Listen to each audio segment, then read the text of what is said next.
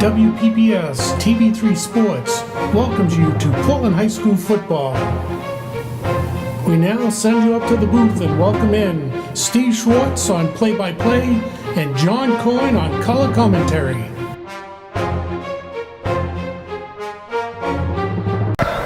Good evening, it's October 19th, 2018, and we are here at Fitzpatrick Stadium for tonight's exciting football action between the South Portland Red Riots and your Portland Bulldogs. This is Steve Schwartz along with Dave Levine, Luke Hill on camera for WPPS TV3. Tonight is the Battle of the Bridge. In years past, it's been a pretty exciting game.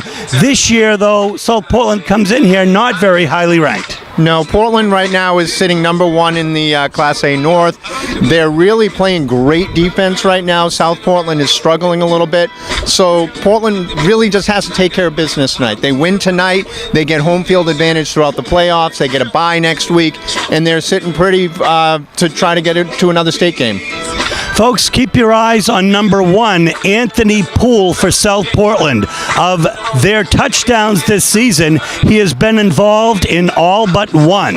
He's had a 70-yard interception return. He's passed for 70 yards on a touchdown, and he's rushed for many, including 3 against Edward Little in a losing effort, 21-20. The Dogs can't get complacent. No, they're going to have to play solid defense, stay in their lanes, keep their assignments solid, and they should be okay. They limited a very powerful team last week in Knoxford Hills. They limited them to only 2 touchdowns, and those were really on 2 broken plays. So if they don't allow those broken plays, they'll be fine tonight. Folks, we're going to see if the Dogs can keep the Big Mo going in the Battle of the Bridge. This is the National Max Preps Rivalry Game of the Year, and Max Preps is here tonight. Also, folks, we had a moment to talk with our athletic director, Rob O'Leary, about a special announcement. We're here with athletic director Rob O'Leary. Welcome, Rob. First of all, let's talk a little bit about the season. My gosh, the Dogs are 6-1. They seem to be firing on all cylinders. Yeah, the Dogs are very exciting to watch this year. We had a rough season last year, and to come back this year and really regroup and a great job with coaching and really getting the kids ready every week to play. Small numbers, but a big heart. That's terrific. Well, I want to ask you a question about the Turkey game. We understand that an announcement was made recently that the game this year is going to be at Memorial Field. That may be the first time in well over 100 years that that's happening. Can you tell us a little bit about what the impetus was for that? Well, first off, it's not the first time in over 100 years. They did play in the 80s and the 90s. They played one game, Memorial, in each year. Way back in the day, they played at Fox Street Park as part of the annual Thanksgiving Day game. Obviously, long before my time and your time here, but it was something that we're trying to do to try to get some excitement into the game.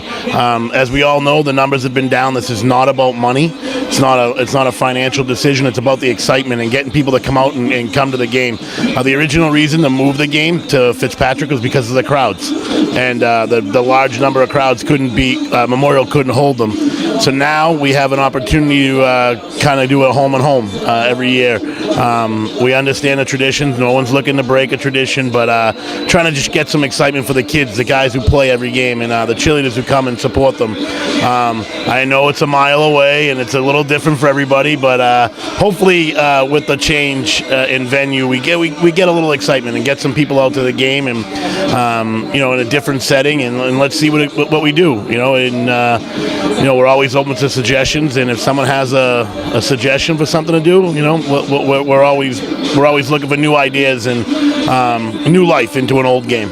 Well, that's really a very creative way to look at it this year, because the numbers have been dwindling. There's still a core group of people that are very excited about it, and you have to feel they're going to be excited about it, whether it's here at Fitzy or at Memorial. Yeah, I mean, it's still a rich tradition and rivalry. Nothing better than beating Daring, and everybody knows that. But hopefully this year we'll be able to go over there and beat them on their turf like they beat us last year here, and we'll get our trophy back, and we'll be able to put it back in the missing spot of the trophy case.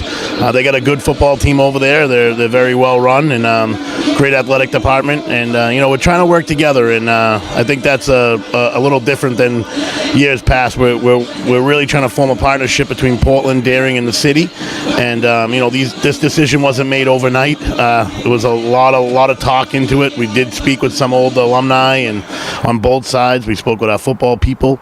Not everybody loves the decision, but sometimes you got to make tough decisions. And I'm all for it this year, and I support the Bulldogs 100%. I hope everybody knows that. But it's definitely, the game has been dying over the last 10 years, and I've been here for 5.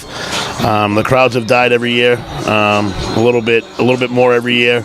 I think the biggest crowd we've had since I've been here was the year it snowed. So maybe we'll get some snow on Thanksgiving, and we'll get to go over to Daring. And I was talking to some of the football players earlier. They were talking about the bus ride. What that bus ride will be like coming back from Daring High School with a trophy would be very interesting. Maybe the first group to ever do it, and that's a new tradition that we could possibly start. Well, that's a terrific effort to try to keep the game going. Channel 3 will bring that game to you, and we're going to bring you football action here in a moment. Thanks, Rob. Thank you. Again, it's going to be a very exciting senior night, and we're looking forward to all of the exciting action in the 103rd playing of the Battle of the Bridge. We love our seniors is tonight's message as the Bulldogs come straight through the helmet.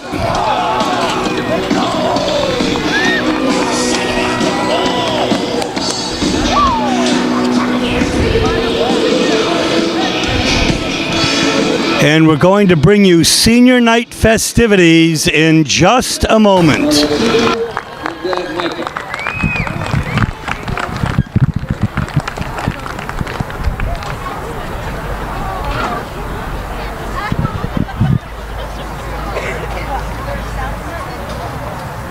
Annie Knowles.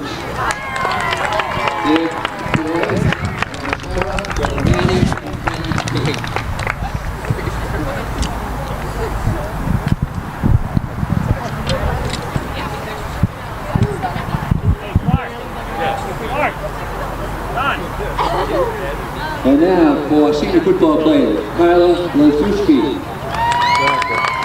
Will be presented to both.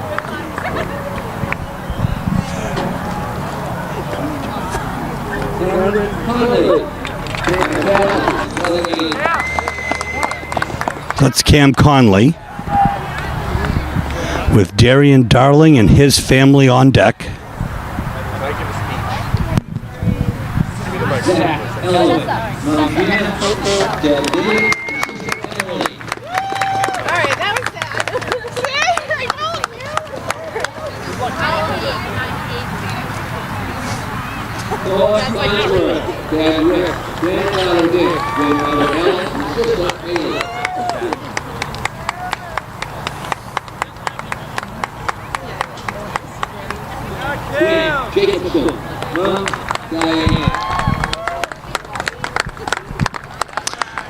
Zach Elowich.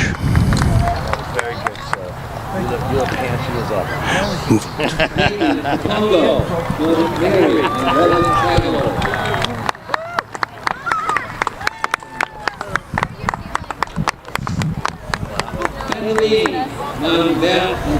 David.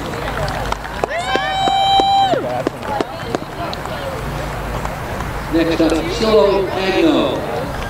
Mother Mary.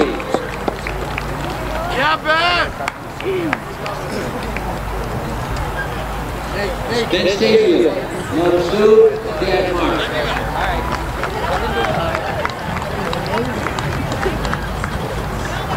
Ben Trepether, Mother Julie, and Dad Clark. Number 91 is Nathan Capongo.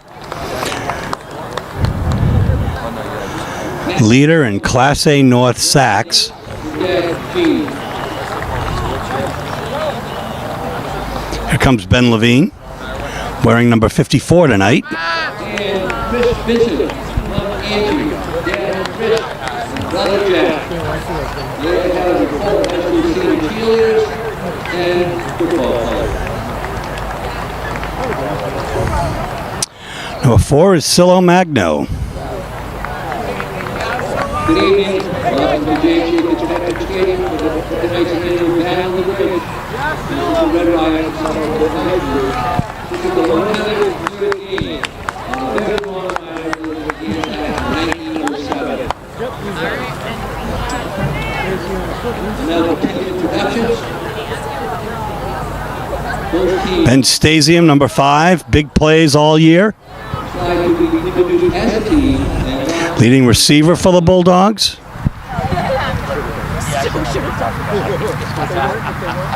I know, right? and for Southport High School, Ben Trefethan, number 7, has come over and given a great boost to the Bulldogs this year. and the Bulldogs. Portland High School Bulldogs and their head coach Jim Tuckman.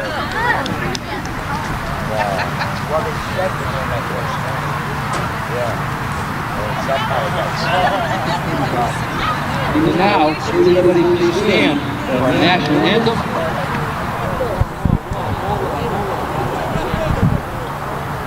We'll have the name for a few minutes.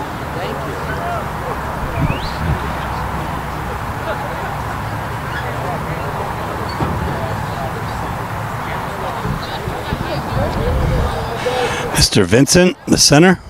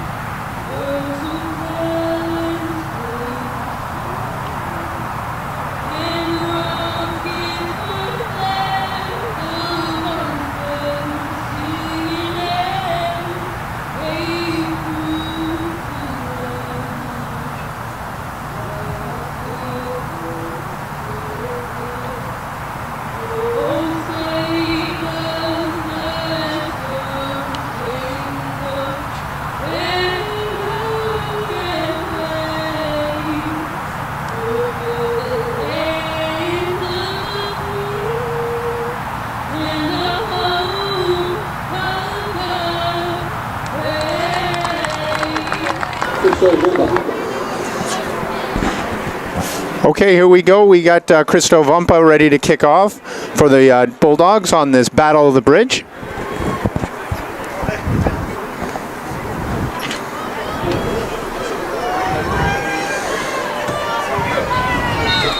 And Vumpa kicks off.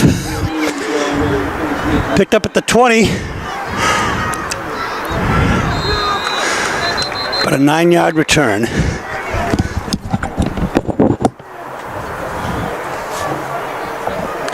Well, look, it looked like Silo Magno and Ben Levine were down there early for the Dogs there. Short return. Let's see what the Dogs can do. They really have to pick it up on defense here. This is where they're going to win this game, just on defense. They can't let Portland do any. They can't let South Portland move the ball, and it already looks like there's a penalty on the kickoff. Personal foul, face mask on the Dogs. So that's not a good way to start. They're going to start at the South Portland starts at their own 45.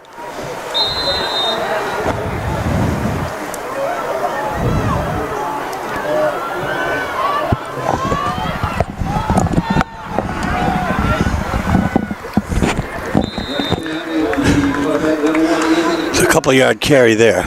Yeah, Poole kept it off to the left side. He only got a couple there. He right into the teeth of the defense.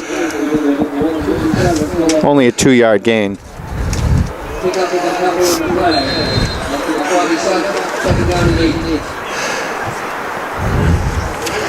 It's going to be 2nd and 8.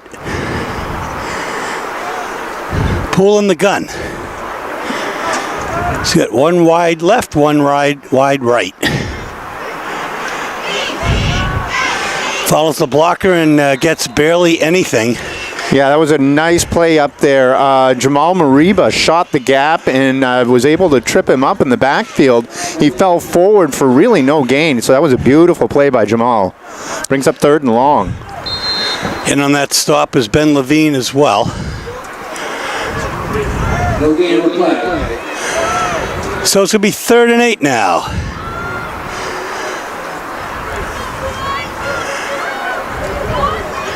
Everybody's going out. And it's a give up the middle, and the Dogs are nonplussed by that run. Yeah, I'm not sure what they were looking for there. It's 3rd and 8, 3rd and 9, and they run just a simple draw up the middle, and the Dogs weren't fooled. I mean, they split a bunch of people out, but they weren't scared by that. Frank Tierney will get set to punt. Ben Stasian will be back at the 25 to receive. Best punt returner in the league. It's a nice solid punt. Calls for the fair catch at the 21-yard line. And that's where the Dogs will have the ball, 1st and 10.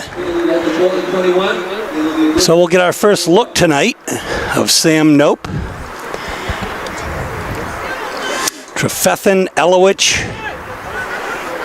Stasium, and company.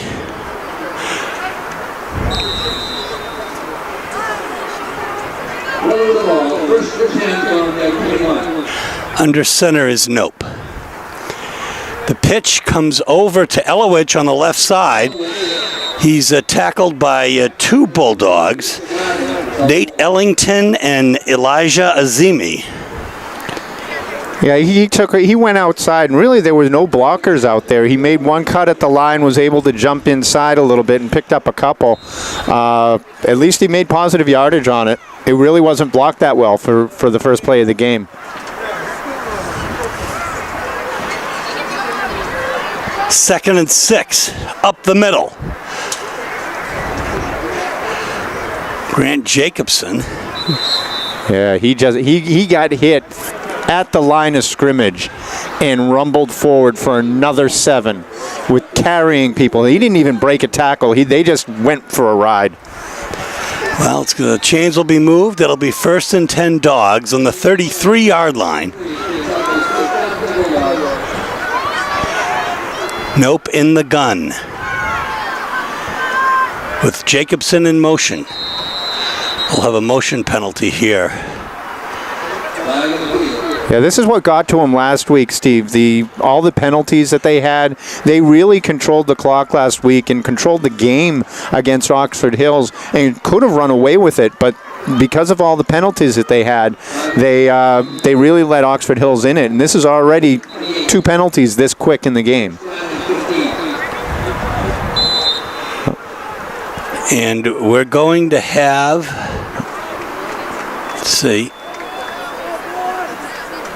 Just an official's timeout, so they're back on now. It'll be 1st and 15 for the Dogs now.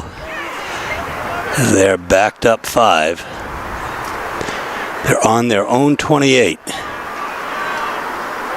Fake on the sweep,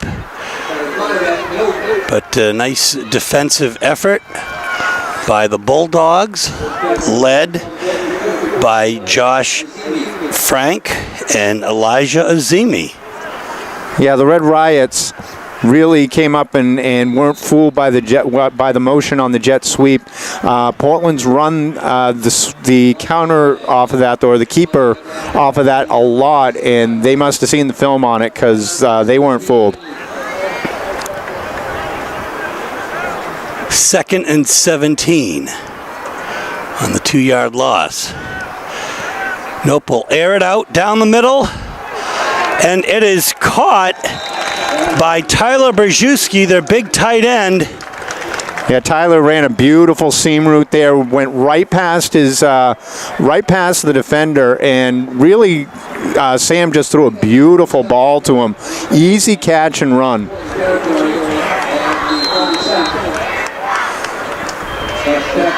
It was a big gain. That was over 20 yards there. So it'll be 1st and 10. The Dogs are in Red Riot territory. 7:41 left in the first quarter.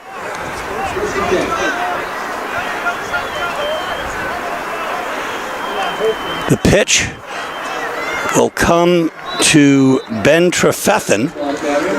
Yeah, Ben got up to speed real quick coming around the outside, picked up a solid 7 yards on first down, puts the Dogs in good position here on second down, short yardage. They can go to anything that they got in their playbook. You have to believe that the Dogs have their own fate in their own hands. In fact, it may be that even if Oxford Hills wins and the Dogs lose, shudder the thought that the Dogs would still maintain a first place position. Yeah, they'd have to get lucky. They'd need some help with Bonnie Eagle. Well, that was a third effort by Trefethen to get the first down and much more. Yeah, he bounced inside. No one was able to wrap him up. He really ran into the back of his own lineman, saw the hole on the outside, and just quickly went around the outside for 10 yards. 1st and 10 from the 30.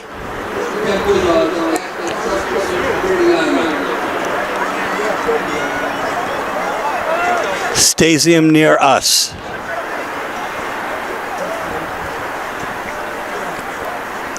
Elowich in motion. We have a fumble recovered by the Dogs. Heads up play by Nope to have recognized the problem. Yeah, I think he on the pitch, he went to pitch it and hit his own lineman, and it just fell out of his hands. Fortunately, it went backwards, and the line held up blocking, so he was able to just fall on it for a couple yard loss. 6 minutes left in the first quarter. The score, 0-0 here at Fitzpatrick. 2nd and 14. The ball on the Riots 34.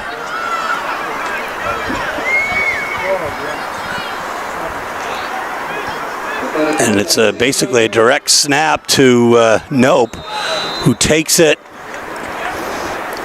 pretty much about a 9-yard Yeah, carry, he picked up about 6 on that, 6 or 7. He took it right off tackle. I think they were looking again to they're trying to set something up, I think, for later in the game. That direct snap right to him, and he took off. They haven't run that a lot, so maybe they're going to do something different off of that later in the game. And you are correct. It was a 7-yard carry, so it'll be 3rd and 8.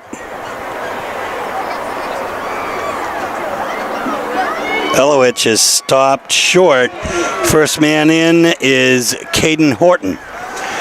Yeah, they tried that. They're pulling their guard again, and the guard hit. Ben Levine came around and hit the one guy in the backfield. Unfortunately, 3 other people were right there, and that's not going to go well for the Dogs. So with 3rd and 10 at the 30, we were watching in warm-ups that Christo Vumpa would have hit from about 47, and that's where we would be talking about now. But that's too far, I think, in this early in the game. So it's 4th and 10. It's 4-down territory here as Nopa's going to roll left. Oh, he throws an interception, folks, and it is Poole. And Poole has daylight on the left side as Nope and Elowich give chase, and Elowich drives him out of bounds. Yeah, that was a bad pass by Sam. He saw what was going on. He should have just ate the ball or thrown it far out of bounds. Instead, he just lobbed it forward, and it was an easy interception.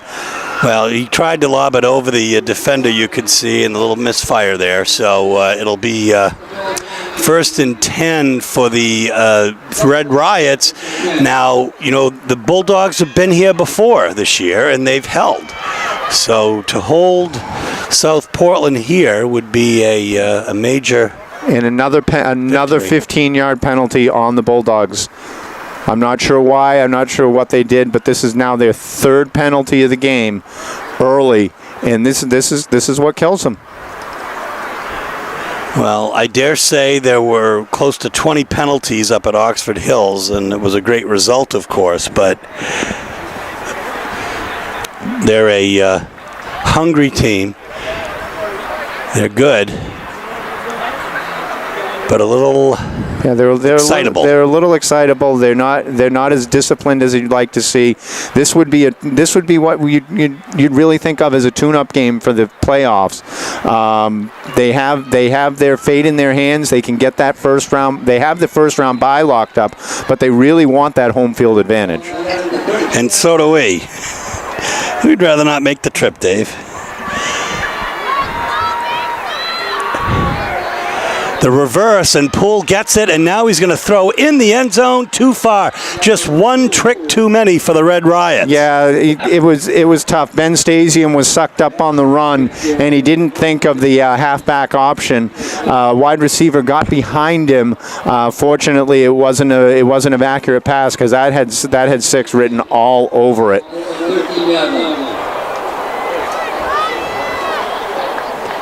Well, it'll be a 2nd and 10 now from the 10.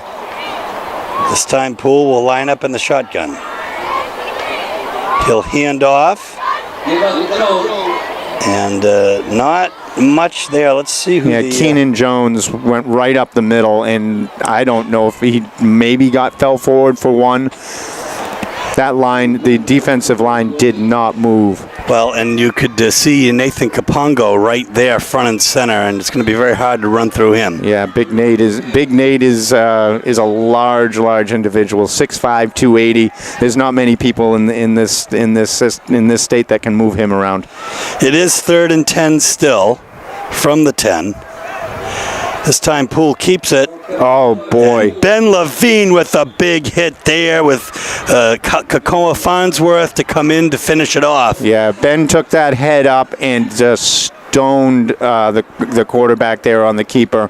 Didn't let him get past, held him up, waited for reinforcements, and that's a big stop there for only 2 yards.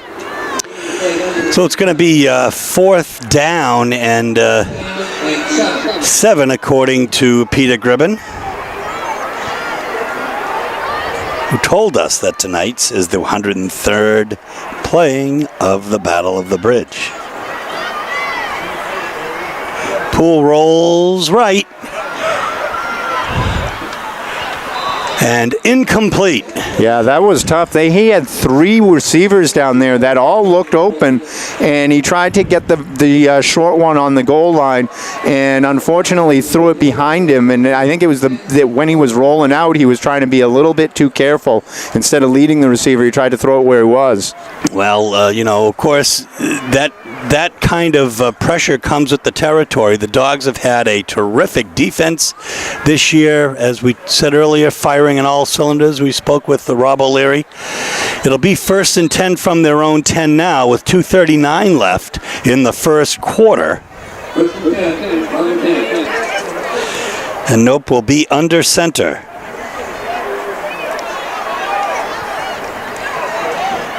The pitch to Trefethen. Gets a nice gain. Yeah, it gets you out of the shadow of your end zone. Now you're again in that 2nd and short. It opens up your playbook a little bit, and they can start moving the ball. Maybe they can put together one of those drives like they had last week at the beginning of the game and at the beginning of the second quarter. They just rolled down the field. It took almost the entire quarter before they scored, but they just controlled the pace of the game, controlled the clock, controlled the ball. 7-yard gain for Trefethen. It'll be 2nd and 3 from the 17. Now, that was handed off in traffic. That was Trefethen. The Riots are showing some decent run defense here. They are. They're really not. They're not getting fooled by any of the action in the backfield. Portland just tries to run power, and they can't get anywhere. Now there's another penalty, and it looks like it's going to be on the Portland bench.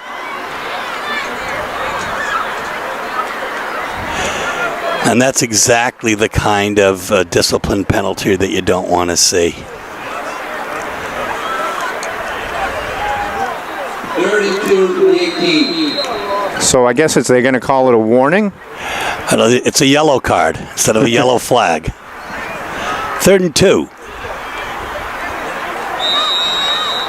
And there's a flag at the end of the play. Trefethen got the first down. Yeah, he ran forward. That's a smart play to cut up field to get the first down, because that's really what you needed. You didn't need to break a 20-yard gain there. You just needed 3. But again, holding on the Dogs backs them up. This is now 5 penalties, and we're not even out of the first quarter yet.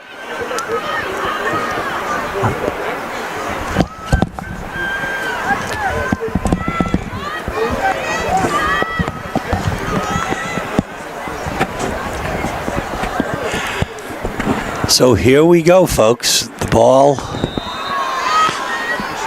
on about the 8-yard line.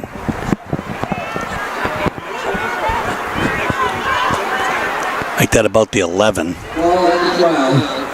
Yeah, so at least they have 3rd and 8 here, but they had a first down. They were out of trouble. They could move the ball, but now again another penalty, and they didn't need a penalty there. So Elowich grinds and cuts and gets the first down. Great run. He was hit about 2 yards shy of the yard to gain, and he just lowered his head and drove forward and was able to pick up the extra yardage for the Bulldogs. And that got him out of the trouble that they put themselves in. About a 13-yard carry for Zach Elowich. So the Dogs will have the ball 1st and 10 on their own 23 with 54 seconds left in the first quarter. The Battle of the Bridge, and the Bulldogs will take a timeout, and so will we. Here we go after the Bulldog timeout. Nope keeps it. Spins. Gets maybe 1 or 2. Yeah, running to the short side of the field again. There's not a whole lot of room out there.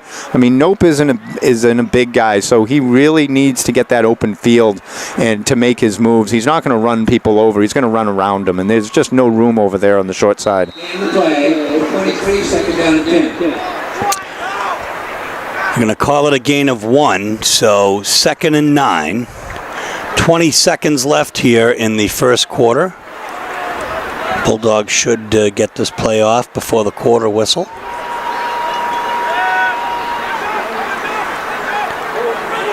Nope is wrapped up and sacked. Yeah, he held on to the ball a little bit too long there, Steve. He's got to have that internal clock in his head. That line held up instant at the beginning. There was nothing to do, and he should have just felt that. Well, that was Isaac Sobey with the sack, and we're going to bring you second quarter action in a moment. You can see for yourselves the score is 0-0. So here we go to start the second quarter, and let's hope the Dogs have re-energized, as it is 3rd and 10. Nope in the gun, rolls left. Looks to, almost picked again by Keenan Jones. Yeah, there was over-under coverage over there on Jamal Mariba. There was just no place to throw the ball, and again, Portland continues to roll to the short side of the field. I'm not understanding why you want to do that. You move to the wide side where you have a lot of room to roll, and you have a chance to do something with it. Elowich gets the nice kickoff, and Poole will call for the fair catch at about the 39-yard line. I guess it's going to be spotted at perhaps the 41. So 11:48 here as we start the second quarter. The Red Riots will take over on their own 41-yard line, 1st and 10. Poole keeps it, and Trefethen is not fooled as he gets into the backfield and takes Poole for a loss. Yeah, that's that read option play, and really they had nowhere to go. Trefethen was inside on the quarterback, and Tyler Brzezinski was on the outside looking that was Jonah Green on the outside that took out the running back. There was just nothing there. 2-yard loss, 2nd and 12 from the 39.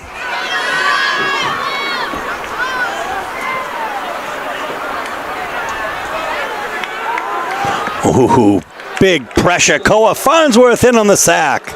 Yeah, there was nothing downfield. The defense did a great job. Pressure came up the middle. Koa and Nate Kampongo were there. That's a beautiful play by the defense. This is the unit that's keeping them in the game right now. You know, I was just going to say the exact same thing. It really is. I mean, they had that great goal line stand, nothing doing.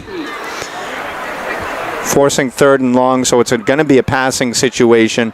But even if it is a passing situation, that front 4 or 5 guys on the defense there can really hold the line. They're huddling right at the line of scrimmage.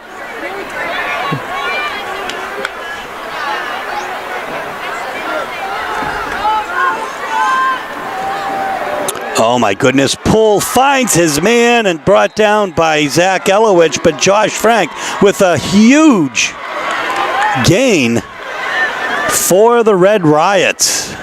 Yeah, Zach is the deep man on that play, and he just got burned. He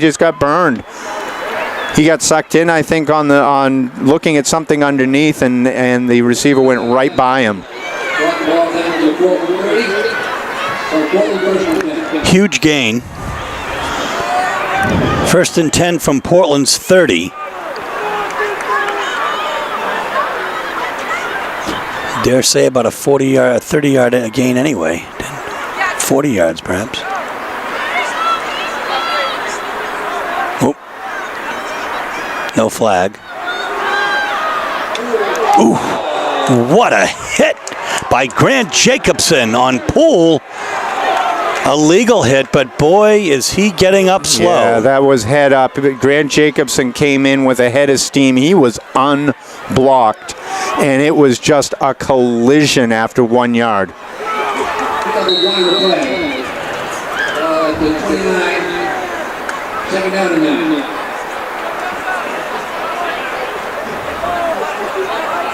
Well, he stays in, goes into the shotgun, 2nd and 9.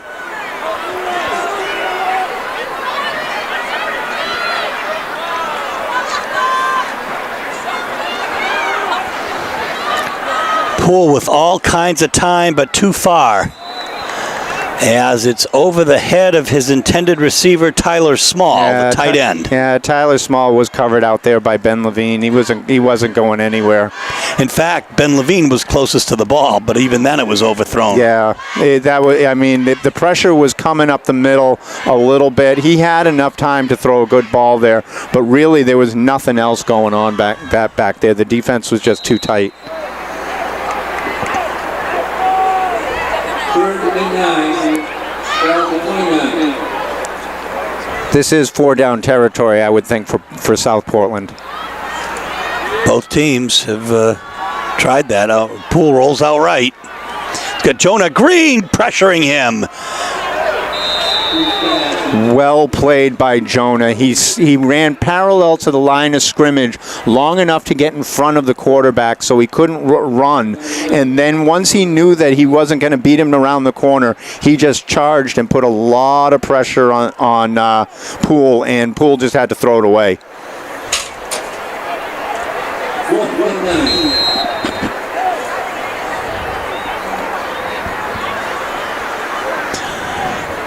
So it is 4th and 9. The ball is on the 29. And as you said, Dave, it is 4 down territory, so the Red Riot's going to go for it. 1 in motion. Pull back to throw. He's got a wide open man who just couldn't catch it. Cole Benavides, if he had, that was a perfectly thrown ball by Anthony Poole. Yeah, Dave. Benavides just ran right by Ben Stasium. It wasn't blown coverage or anything. He was just faster, and that's hard to beat because Ben Stasium has some wheels. Perfectly thrown ball, 3 yards, 4 yards deep in the end zone, had all sorts of room, and just couldn't haul it in over his shoulder. That'll give him something to think about tonight. It was just so perfectly thrown by Poole. 8:48 left here in the first half. The score is 0-0. The Dogs take over in downs. 1st and 10 from their own 29.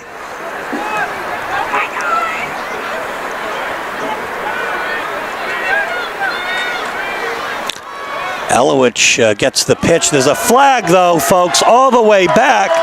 He's going to hit the sidelines running, and he's going to score, but we'll see if it's going to come back. Yeah, that's going to be holding, and I think another it's flag. I think it's also going to be taunting on South Portland.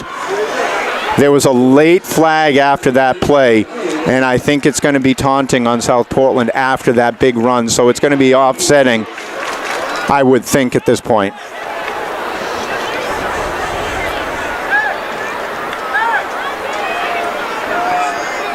The refs aren't taking anything tonight. They're really calling it very tight. They're not letting anyone get away with anything.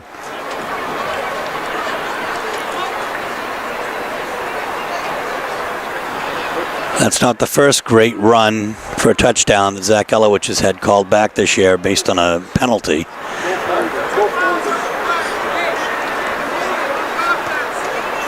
have a holding on the offense.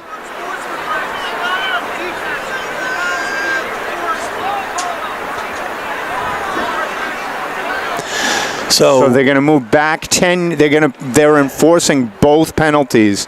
They're moving the ball back 10 yards for the hold, and then they're going to call the unsportsmanlike after, which is 15. So it should be a net gain for Portland because the hold, based on where the hold was. So we're going to have that all-important 1st and 6. My goodness. Thanks for straightening that out. I think they're calling the taunting as a dead ball foul, so they have to enforce both. They don't offset at that point.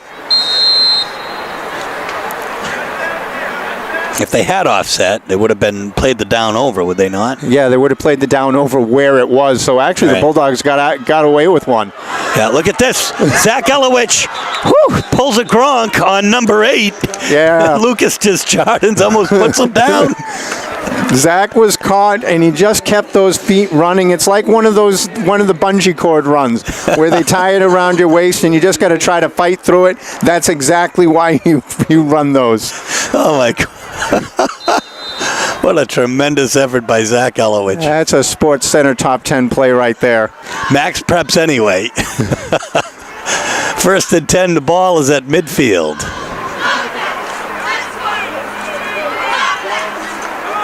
The pitch comes to Elowich, and why not? And here you go, folks, on the right sideline, all the way in for a touchdown, a 50-yard run for Zach Elowich. No flags that time. They ran the same exact play. Koa Farnsworth pulled from the left guard spot, blew open a hole for Zach, and he just ran through it. Exact same play they ran for a touchdown where it was holding earlier. This time everyone played right. They didn't reach, they didn't grab, and they scored the touchdown.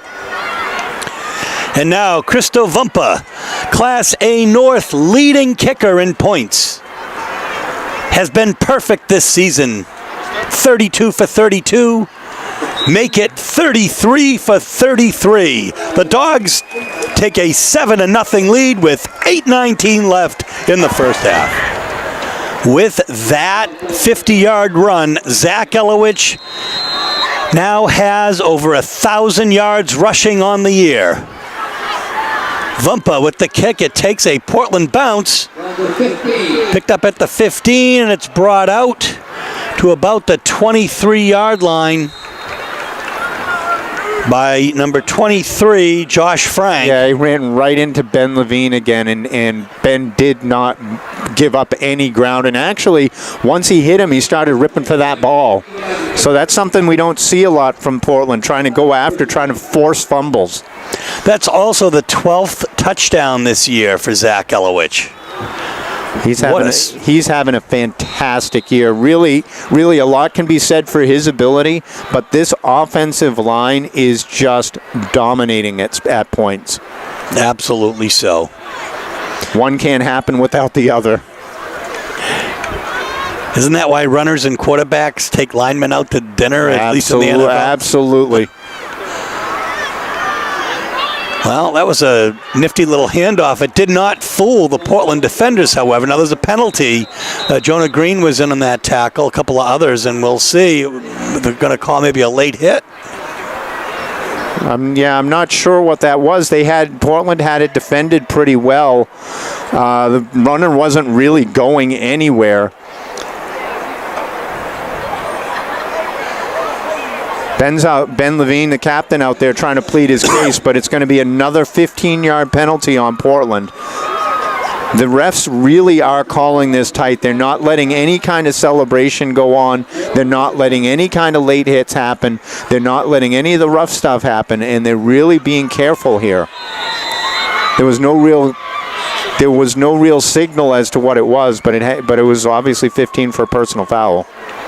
So the ball's on the 44, 1st and 10 Red Riots. They probably gained many more yards and penalties than they have on offense tonight, as that falls shy of Cole Benavides. Yeah, they were looking for that back shoulder throw, and Benavides just ran a hair too far before he turned around.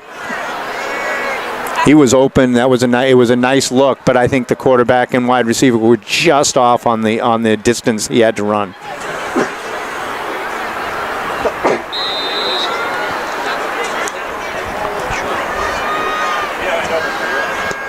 So 2nd and 10, ball on the 44.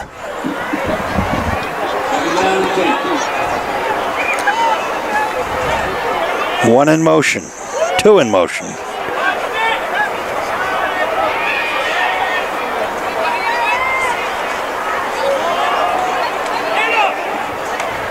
Boom, Trefethen and Levine with the tackle of Josh Frank. That's the 4th time Jonah Green has gotten into the backfield and read the play perfectly to force it back to the defenders. He didn't make the tackle there, but he absolutely made that play.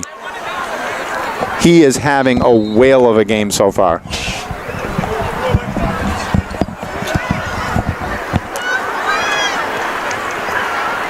Third and 13 as the Bulldogs defense.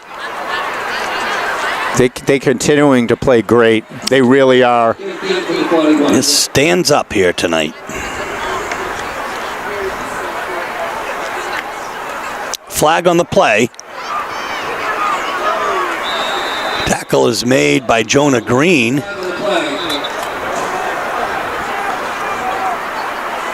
Yeah, so it's a flag as soon as the ball was snapped, so that's either offsides on the defense or legal formation on the offense.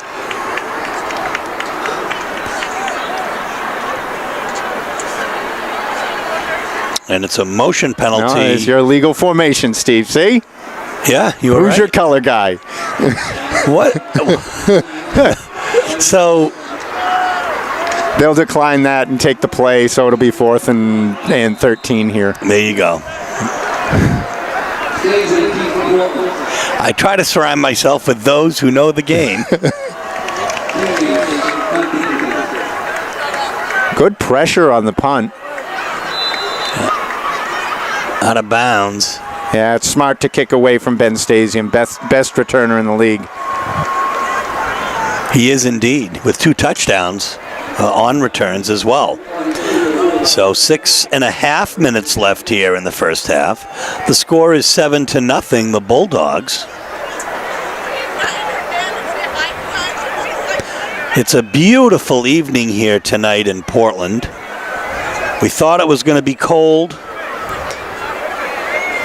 but it really isn't. It was about 20 degrees last night. It's 52 degrees here at the field right now. A decent-sized crowd on the Portland side. Yeah, South Portland is starting to fill in a little bit, too. They have a pretty big student section right now. The pitch goes to Elowich. Oop, goes off his own player, bumps off him, and loses it's the a ball. Flag. There's also a fumble. He fumbled the ball. Zach has a tendency to kind of keep that ball away from his body a little bit too much, especially running through traffic, because he thinks he can break everything, and he really is a strong kid, and sometimes that works to your disadvantage.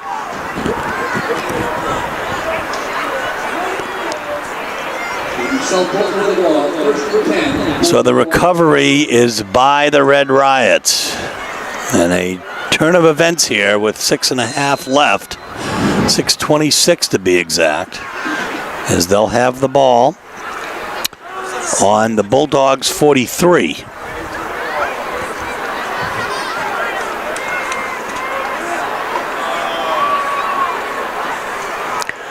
Pull back to throw. He throws the screen pass to the left side. Jonah Green with one arm takes down Keenan Jones. Yeah, Jonah again wasn't fooled. Ben Levine came off. His guy came up. They're just not letting anything short go. South Portland had a couple shots deep, and they actually had open guys deeper. But these short passes aren't going anywhere.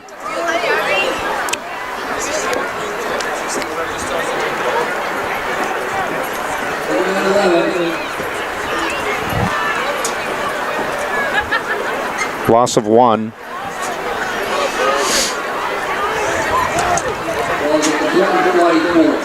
Second and 11. Ball in the 44. Here comes Poole. Keeps it.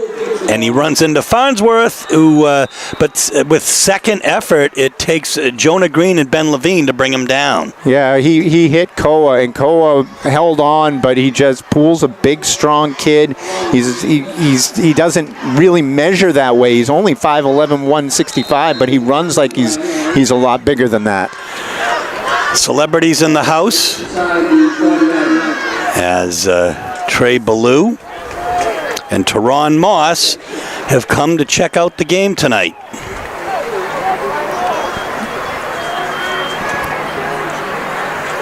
Both on the 2016 state championship Bulldog team. Now, looks like we'll see if Connolly went offsides. Yeah, Connolly lining right up over on the nose, looking straight at the ball. That's a big penalty because instead of 3rd and 6 or 7, now you're looking at 3rd and short. Tron Moss playing basketball for the Maine Black Bears this year. Should provide some excitement up there. The women at America East are up there at Orono are ranked number 1 in America East. 3rd and 2. Poole. First down and more. Breaks one and is driven out of bounds by Magno within the 10-yard line. It'll be 1st and goal from the 7. Yeah, the defense sold out on the running back, the dive play there, and Poole just pulled it out, kept it, and ran right through the left side gap and started running away from people. Silo played it nice, trying to push him out of bounds, but not before a 25-yard pickup.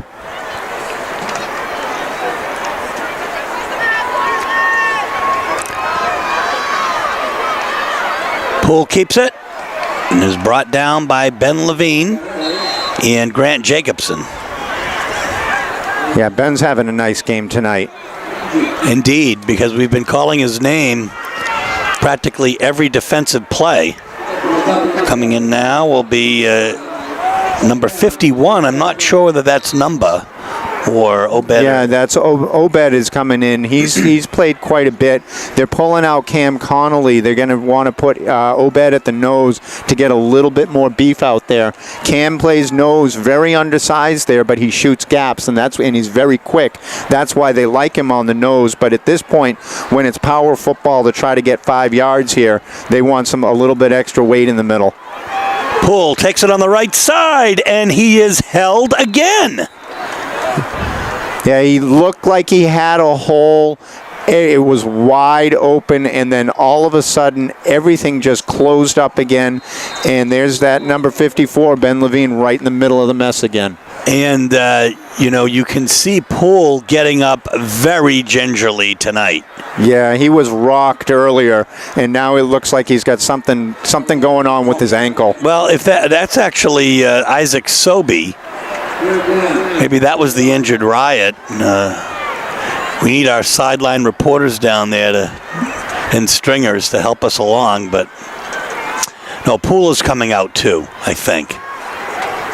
So they both got nailed there, and it's 3rd and goal. The ball is on the 2. Essentially, an extra 2-point. Although they'll get 6 if they make it. So they got Tyler Small as quarterback. No. Oh my gosh, what a great stop by Koa Farnsworth. Yeah. And let's see. Well, who else? Jonah Green, Grant Jacobson. Yeah, they actually had Desjardins there as a quarterback. He took the handoff and he took the snap, handed it right off. They weren't fooling around anything back there with a pass. They just wanted to try to run it. Very simple run play right up the middle to try to get the yardage. A very important play right now, folks. 2:47 left, 4th and goal from the 2. Pulls back in. Fake the jet sweep. Keeps it. And he is held. And it's Big Ben Levine. What a tremendous play. He is playing possessed, and he may be the guy that motivates this team tonight. He really is playing out of his mind right now. He's made at least 6 tackles or 7 tackles just like that. That's one-on-one. That's man versus man, and Ben hasn't lost a battle yet. 2 different downs. The Red Riots are held on the 2-yard line from scoring. And now it'll be the Dogs deep in their own hole, though, as they'll have the ball on their 2, 1st and 10. Don't get fancy. Take a power handoff and just get some yards. Well, there you go. Oh, Trefethen brought...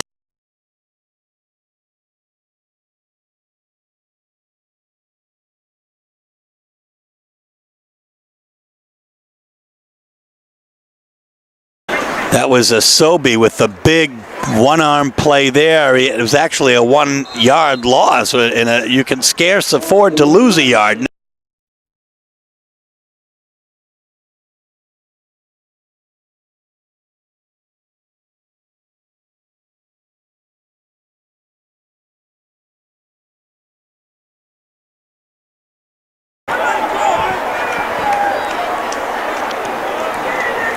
Well, they run it up the middle, and this time the forward progress will be past the plane, but barely so. It's the right call, Steve. So we're going to have a timeout here, Bulldogs, and with 1:40, well, actually, South Portland will take the timeout with 1:41 left in the first half. The score, Bulldogs 7, Red Riots nothing. So, 3rd and 10, and let's see. The ball is thrown on the side of South Portland. The Dogs. Koa started moving. Goodness. Koa started moving, but that's actually okay if you're going to try to get a quick jump. It's only a half a yard penalty at that point, so you hope that you can get a quick jump. I think they might have been going for a hard count, and it just might have fooled Koa. It might have been that good. Here comes Sam Nope after having conferred with Coach Hartman. 1:40 left here in the first half. The goal here is just to get enough yardage so that Zach can punt the ball.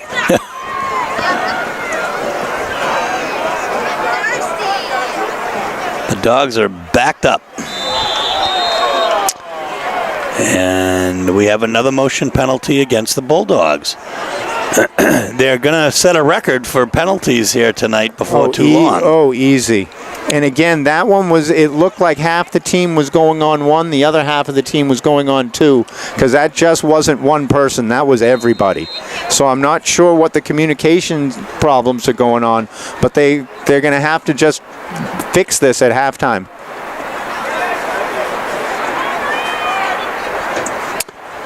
Here we go, 3rd and 11. Nope, back to throw. He's got Stasium, and it's a first down.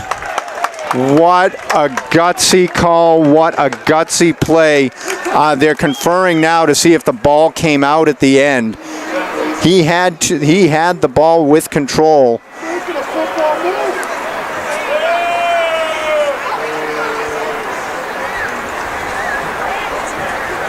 It looks like he caught it and took a couple steps, and then it was swatted out. Well, there's going to be a conference of the officials.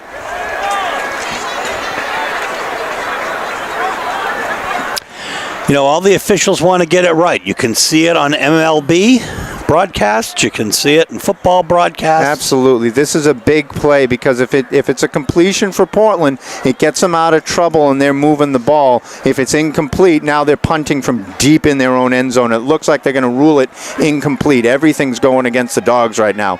We couldn't quite see what was going on. It was right in front of the bench here, so it was kind of a tough call. It did look like he took a couple steps, but it's in the moment. It's tough on the officials to make. Well, let's just see, though. I mean, it says that it's third down. This has to be fourth down now, Steve. Yeah, I mean, that's just the scoreboard error, perhaps. Well, I think they're replaying third down. They have to be. They must be replaying. I don't know what's going on here because this is weird. There goes Nope doing exactly what you said needed to be done, Dave. Yeah, that little quarterback sneak gets them enough room for the punt. South Portland's going to take a timeout to try to preserve the clock, but now they can get the full drop for Zach Elowich so that he's not rushed on this punt.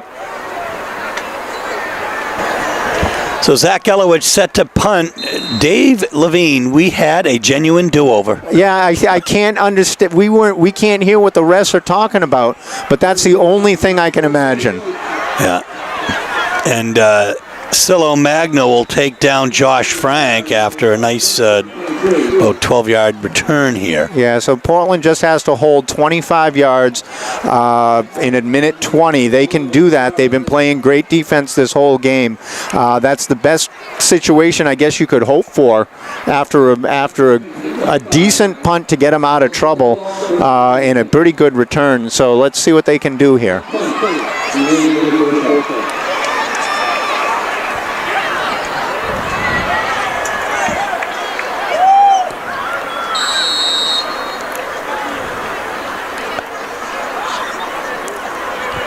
South Portland is still huddling on the sideline. They're taking a long time here. Have to run all the way across the field, get into position.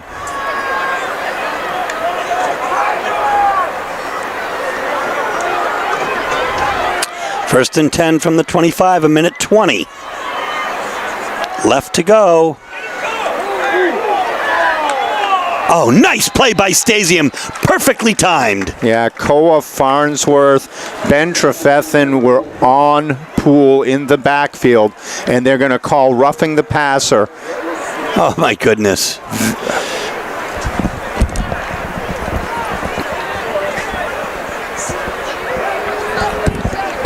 They met at the quarterback, and they hit him hard, yet they're going to call roughing the passer on it.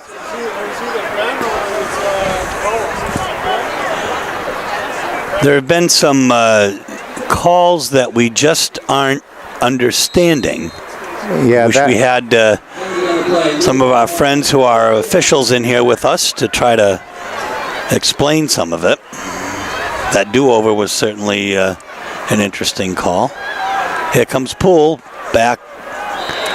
And that was great pressure by Chris Vincent was in the backfield that time. But you could see him, tentatively as well because he didn't want to get a penalty either. Right. He held up a little bit. He rushed, and as soon as that arm started coming forward, you could see Chris back off a little bit because everything is being called tonight. So the pressure was there, but he still got off the pass.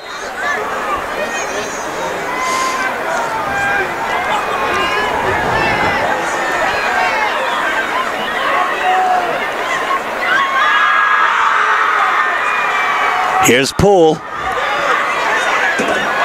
Oh, he's got an open player in the end zone. Not caught. Yeah, I think he might have caught it, but it was just out of bounds.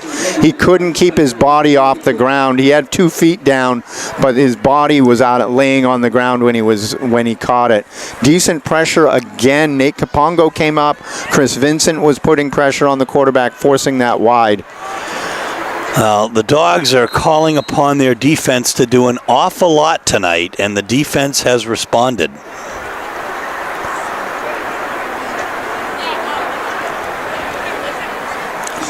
10, 12 to 13. 3rd and 10, ball on the 13.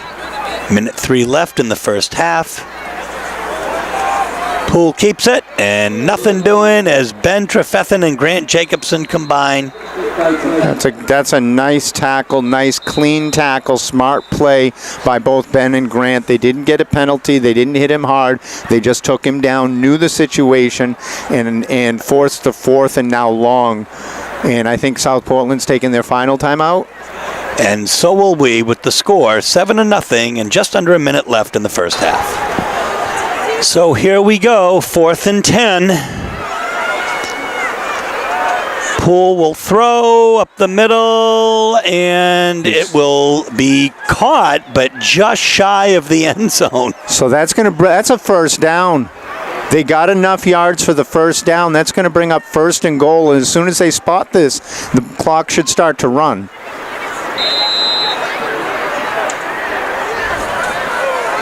That was a huge pass.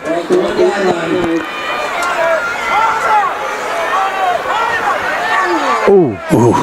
Nice stop. Yeah, that line pushed back hard. You had Nate Kapongo and Koa Farnsworth pushing the line back, and then the rest of the defense made the play. So they spiked the ball there on 2nd down, bringing up now 3rd and 3. I don't know if I wouldn't have run a play there. Knowing that you're going to might get stopped, call 2 in the huddle, because now this is 3rd down. You can't, if you run the ball and get caught in the middle of the field, you won't have enough time to get your field goal unit out there. So this has to be 2 plays in the huddle, and know what you're going to get, and know what you're going to do if you get stopped in the field of play. Ball at the 3-yard line. Which might mean a pass to the end zone here, Steve.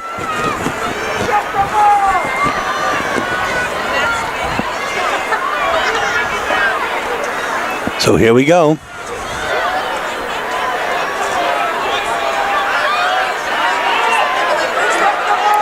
Oh my gosh, Poole has pressure and it's intercepted by Elowich!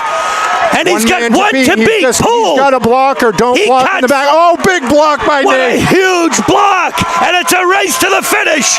It's a 100-yard, or at least a 99-yard interception return. 99 and a half, Steve, 99 and a half. Big block by Nate Kapongo. Huge. That was clean, right, waited for him. He didn't block in the back.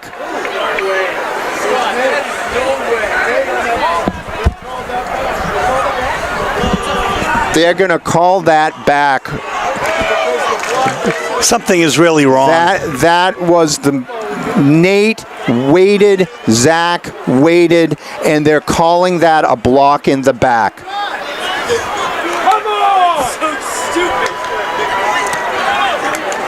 That was a touchdown. Terrible call! Terrible! That's terrible! Subject to the play by Elowich. Now that's about 10 penalties on Portland, and I'm at a loss for words right now, Steve. I mean, I am as well.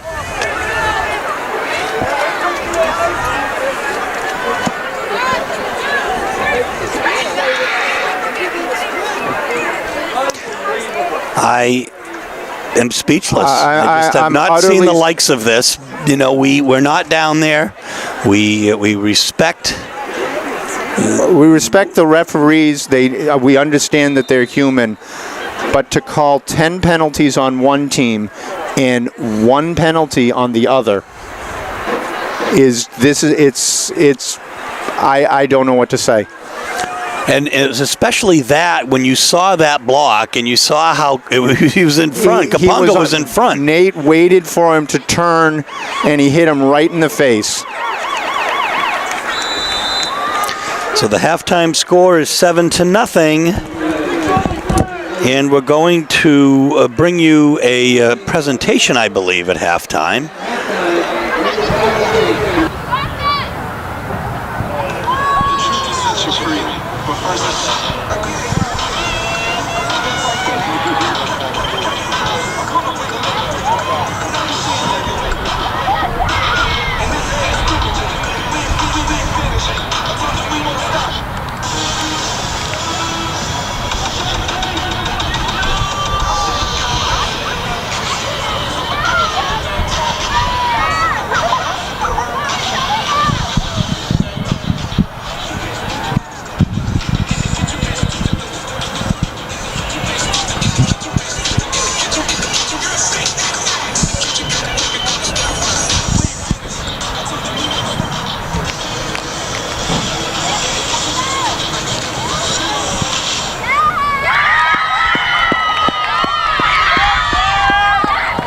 Thank you to the high school.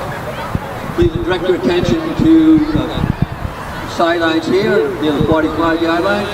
For the past 16 years, during the Battle of the Bridge, South Portland and Portland have alternated presenting the annual Robert B. Ganley Award at their home game. Mr. Ganley was the assistant manager in South Portland, 76 through 81, and then the city manager through 1986, and then became the city manager of Portland, maintaining that position until his passing in the year 2000. In his position and as a sports enthusiast, he recognized the need for Portland and South Portland communities to work together, whether it was South Portland lending Portland's bleachers to assist in the opening of Hadlock Field, or Portland assisting South Portland with equipment and manpower to clear snow from the George E. Martin Memorial Field during a Western Maine football final. Mr. Ganley will be remembered for having a love and dedication to the game of football and to his children.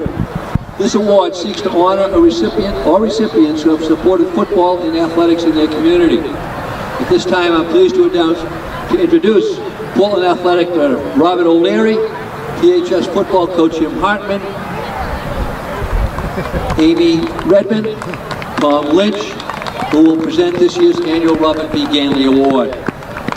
This year's winner is a distinguished attorney with extensive trial experience and a dedicated volunteer with Portland High School. He was born and bred in Portland, attending Portland schools and graduating from Fearing High School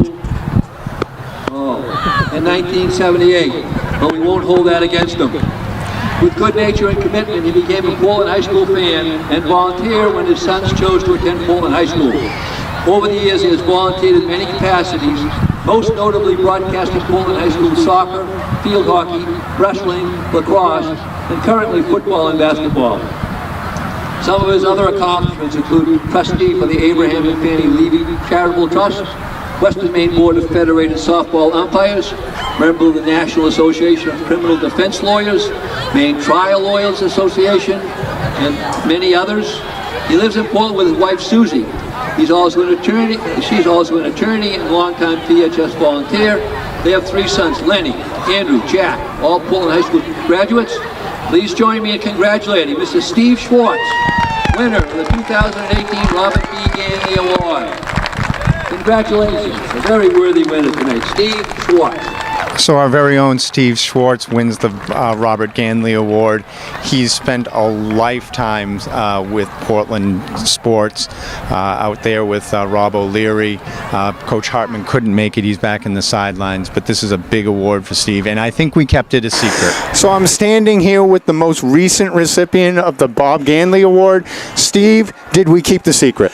I had absolutely not a clue until they said the word attorney, and I noticed that there was nobody to my left or my right because Rob O'Leary asked us to come down and cover the halftime ceremony, and it was just perfectly done. I'm completely honored. Bob Ganley was a hero in both the South Portland and the Portland communities. He really helped to bring the Sea Dogs here to Portland, and was a great city manager besides. I was just very, very touched. Yeah, it was just an awesome ceremony. We were so proud to be there with you, and congratulations. Well, thank you kindly. And let's just talk a little bit about what we saw saw in the first half. Zach Elowich had 85 yards rushing. If you count the 2 that were called back, he had probably about 250 all-purpose yards. But he did a great job. And Trefethen had, I believe, about 24 yards in the first half. And on the other side, Mr. Poole, altogether with passing and running, has about 100 all-purpose yards. Yeah, the big story of this half really is the penalties. And Portland has shot themselves in the foot time and time again. They're going to have to clean it up. They're going to have to make their plays. Their defense is playing stout. Their just offense has to catch up right now. Folks, we're going to bring you the second half action in a moment. Dave, I'm going to get you for holding that secret. So the kick is off. Stasium has the ball, and he brings it up past the 40-yard line before he's brought down by Aiden Bradford and a player to be named later. So let's see if Portland can actually mount a drive here. They've had a couple drives that were going well, but again, penalties push them back. They have 3rd and short. They pick up first downs, and the penalties keep moving them back. All these yards are for naught right now. Let's see if they can put a clean drive together, put some points on the board, and really put this game away early in the third quarter. Here we go. Blitz. And here comes Elowich on the right side. Hurdles over one, hurdles over another, and he breaks a tackle. And he is going to score a monster touchdown of 62 yards. That was a great run by Zach. They blocked great. He had a huge hole to begin with. He turned on the speed and then broke 2 or 3 tackles, wouldn't go down, ran it to the end zone. That's exactly how they want to start it off. I think it's about a 58-yard touchdown is what they're going to get credit for here. And that one is not called back, Dave Levine. No, and actually you can watch Ben Levine. He came off the sideline all fired up. He's the guy who pulled from left guard and led him through the hole, blew it up, and Zach just did the rest. It was a beautiful run. And here comes Christo Vumpa now to try to make it 34 of 34. No, Dan.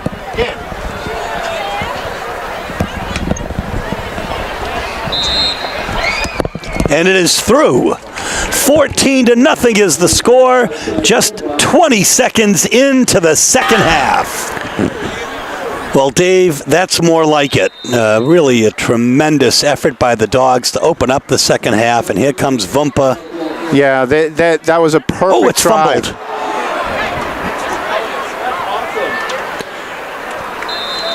That was the perfect drive. That's exactly what they needed. A quick strike, put points on the board, and South Portland hasn't been able to really do much.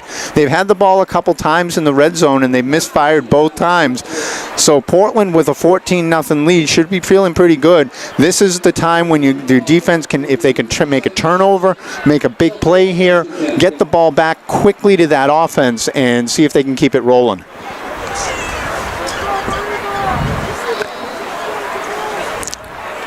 So, 1st and 10 from their own 27. The Red Riots have the ball.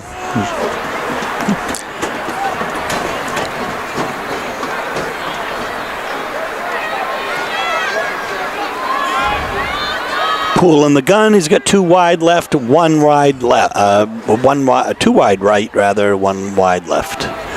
Oh, great play by Koa Farnsworth and Kapunga up the middle, and also Cam Connolly. Was that Cam? Or Well, was that, actually, no, that was Jamal. It was Jamal Mariba. Jamal comes in from the middle linebacker spot, along with the left and right guards, essentially, or on the line there, and they just rolled over the offensive line and a couple-yard loss. 2nd and 13, and we have a flag. And that might be false start, or are they going to jump, or are they going to call Portland for jump? Yep, they're going to call Portland jumping offsides. I think they got fooled by the motion.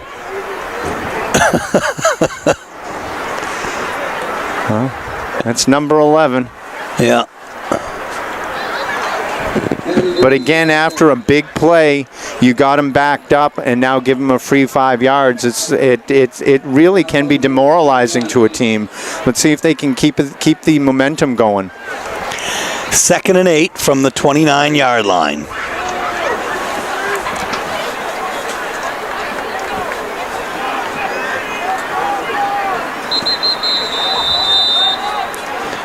They took too long in the backfield calling a play. They're going to have to take a timeout, Steve.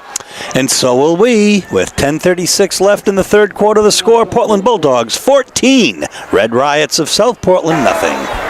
Here we go, folks. Little screen pass? Yeah, a little screen pass, and that actually picked up some good yardage there. Stasium was over quick, but that was a nice little play for them.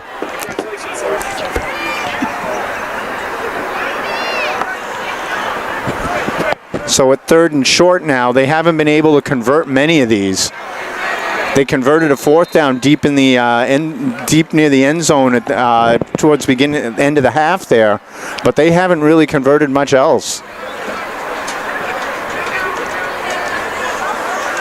Number 35, 3rd down and 2. Oh my gosh, Grant Jacobson just comes in. Yeah, he blew that play up. He shot the gap from linebacker. No one touched him and really was there as the handoff was made a nice clean tackle, dropped the runner for a couple yard loss, and that's going to force a punt to the always dangerous Ben Stasium.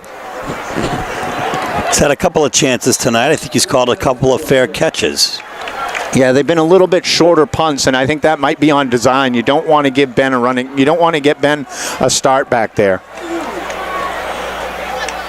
This time, he catches it, goes up the middle. He cuts. Folks, Ben Stasium is off to the races. His 3rd punt return for a touchdown. Let's check for a flag. We don't see one. Touchdown, Ben Stasium. Didn't I just say you don't want to give him a running start? Ben made the first guy miss, which is his job, and then the seas parted, ran right down the middle, made one other man miss. Clean blocking, smart blocking. Everyone stayed with their man, and now Portland is starting to open it up. Here's Vumpa. It's good.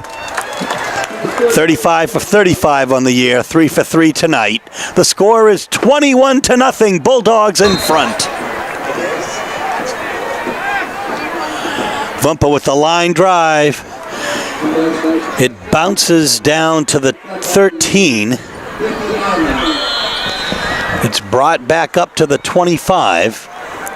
Special teams have been doing a nice job. They haven't let a big return back. That was only a 10-yard return or so. They've been playing very stout. Bulldogs are coached, of course, by Coach Jim Hartman. Mark Rennes is assistant along with Tim Marr, John Misowitz, Rocco Navarro, Austin Phillips, and Mike Rutherford. The Red Riots are coached by Steven Stinson, Jason Cook, Nate Rende, John DeBias, Tony Napolitano, and Tony DeBias are the assistants. 1st and 10 from their own 25. Oop, boom. Jacobson is having a great night tonight as well, as he just wrapped up Jones. Yeah, Jones came up the middle with a head of steam, met Grant Jacobson, and again, Grant is a big kid. He's 6'2", 225, really plays low to the ground for such a big, tall kid, and he just wrapped him up and took him down for just a short 1-yard gain.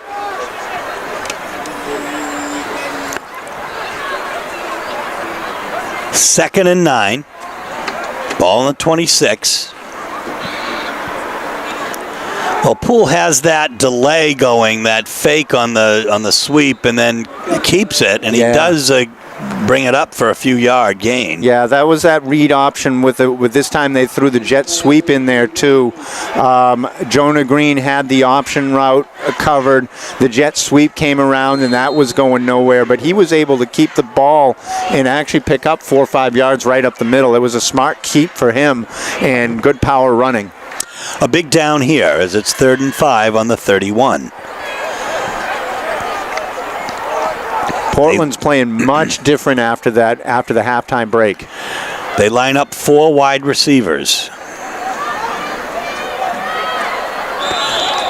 Now, that could be illegal motion right there. Yeah, the wide receivers, I think, jumped. All 3 of them on this side went a little bit early. And that makes it 3rd and 10. A much different Yeah, that's a much scenario. different down, especially with the pass rush that Portland's been able to get. If they can push up the field like they have been all game, Poole's not going to have a whole heck of a lot of time to look for somebody 10 yards down the field. 5 yards down the field, maybe.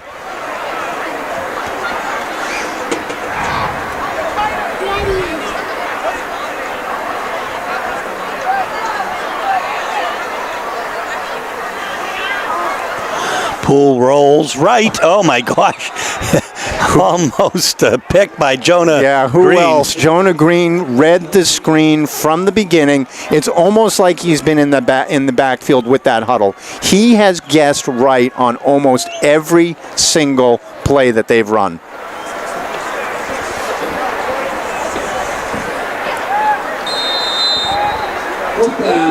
So 4th down, they're going to have to punt here. And are they going to kick it to Ben Stasium? Are they really going to try this? Well, he calls a fair catch and smart move. Yeah. As Caleb Viola was right there on top of him. Caleb had a huge release, and he wasn't going to let Ben go anywhere that time. Just under 7 minutes left here in the 3rd quarter. As Dave Levine has said, the Dogs have opened it up. It's 21-0.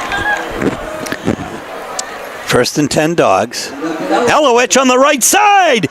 Here we go again, folks. And he had 2 to beat, and he was brought down by Keenan Jones after a monster run. 25 yards. That's the same exact play they ran for a touchdown.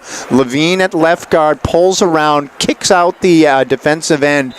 Elowich comes right behind him. The same hole happened. This time he just couldn't break that shoestring tackle after 25 yards. But again, Dogs are on the march. A statement game here for Zach Elowich tonight.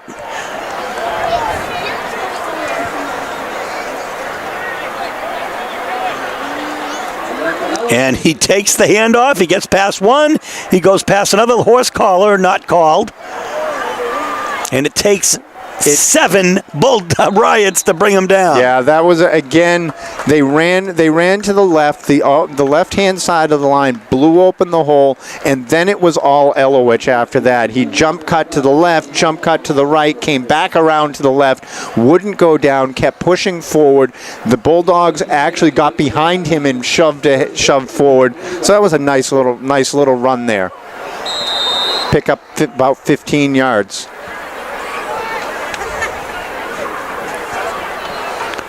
First and 10 from the 10. Elowich up the middle, touchdown, 10-yard touchdown. Zach Elowich.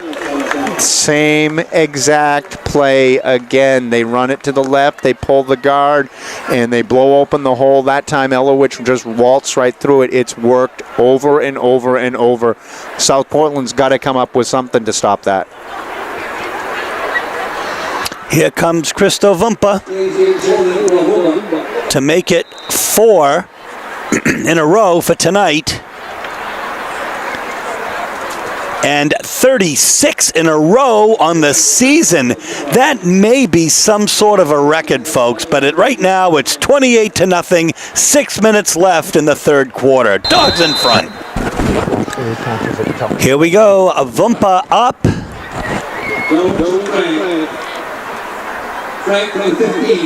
And it's Frank, and he is brought down by a gaggle of Dogs, including number 27, Aiden DeMillo. Yeah, after my crack spotter here, Jackson Levine, told me that was a 10-yard return. And I would think it's not a gaggle. I think it's a pack. Nice job. We can use all the help in the booth we can get. Absolutely. So we're prepping him. We're prepping him for a future career as an analyst. Heidi,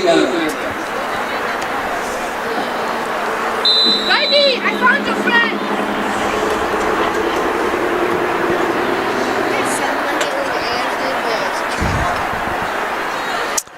Over on the right side is Jones.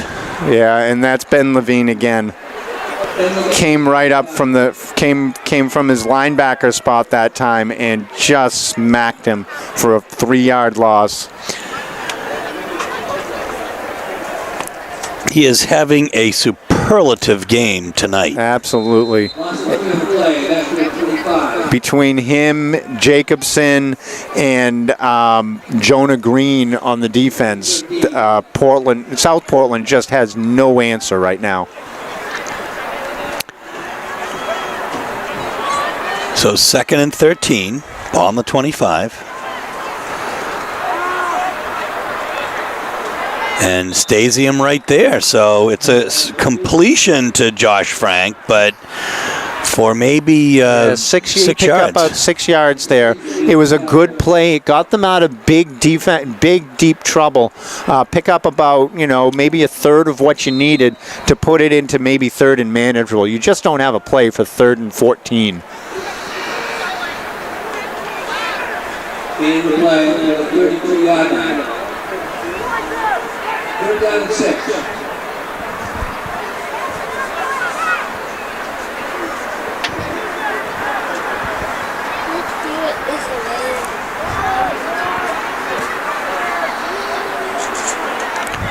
Pull back. Oh my gosh. Such pressure by Kaponga. That's a fumble.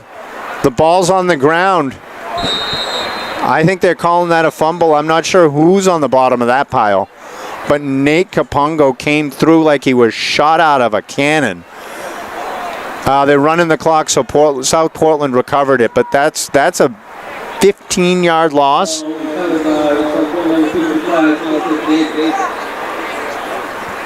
Honestly, I'm not sure how South Portland recovered that. There were about 5 Bulldogs right there, and somehow somebody got right underneath that and was able to pick it up. Well, it's 4th and 6, and the Red Riots will be punting from deep in their own territory.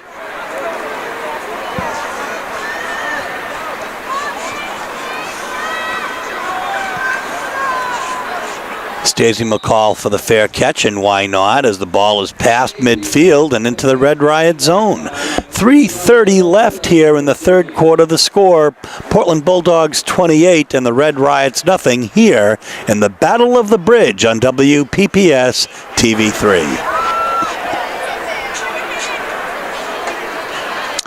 So 1st and 10 Dogs from the 45-yard line of the Red Riots. And that is, I believe, Mariba, as he gains about 8 yards.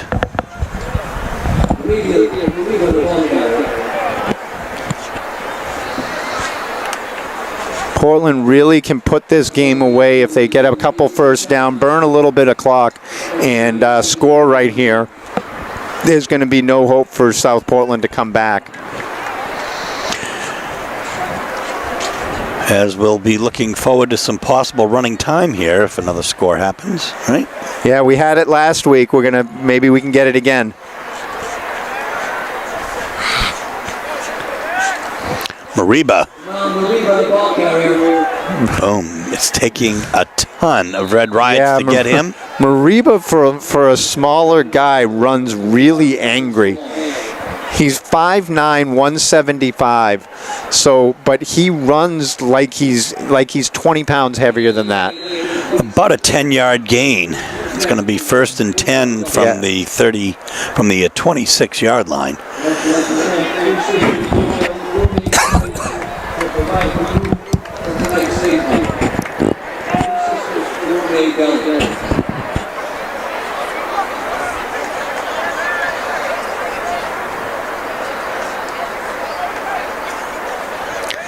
Nope, to throw. He's Oh got my a gosh, he man. gets Stasium open. Touchdown! 26-yard touchdown, Ben Stasium. Perfect throw, perfect route. Ben just ran a seam route there. He ran it to the post, and Sam just laid it right out for him. Soft hands, touchdown. And now you know what's coming, Steve. Well, right. Christo Vumpa, the fact is, though, is that the dogs are now, they are actually entertaining folks here. And this is a variety show tonight because they have scored every which way. Vumpa is up and through for his 5th straight PAT tonight, his 37th, I believe, on the year. So here comes Vumpa. Too deep. And it just kind of is going to die there on the 20. And going to be returned not for much by Josh Frank. Yeah, Max Vollmund came down the field and nearly made a highlight tackle.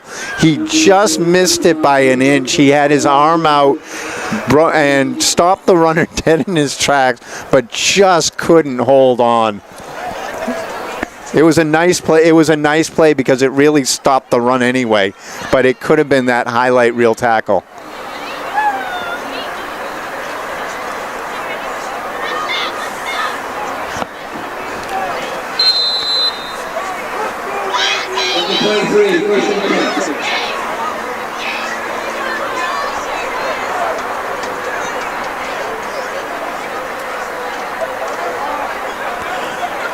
And again, great defense. Grant Jacobson in on that one early, and Kapongo. Yeah, they're trying to run right up the heart of the defense, and they haven't been able to do much all game. The line has stayed home. The linebackers are crashing hard. It is 2nd and 8. The ball is on the 25. I'm not sure if you can hear stalwart stadium announcer Peter Gribben.